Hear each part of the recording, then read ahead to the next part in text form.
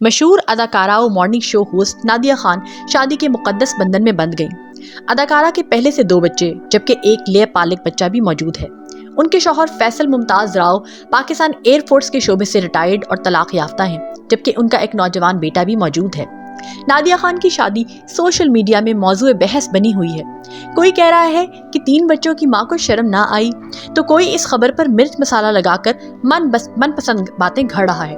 سچ تو یہ ہے کہ نکاح ایک مقدس فریضہ ہے جس کے انجام دیے جانے پر صرف اور صرف مبارک ہی دینی چاہیے، لیکن سوشل میڈیا، یوٹیوب چینل یافتہ خواتین و حضرات تو بس اپنی ریٹنگ بڑھانے کے چکر میں ہی لگے رہتے ہیں اور ہر خبر پر چسکے شامل کر کے محض خبر ہی بیچتے ہیں۔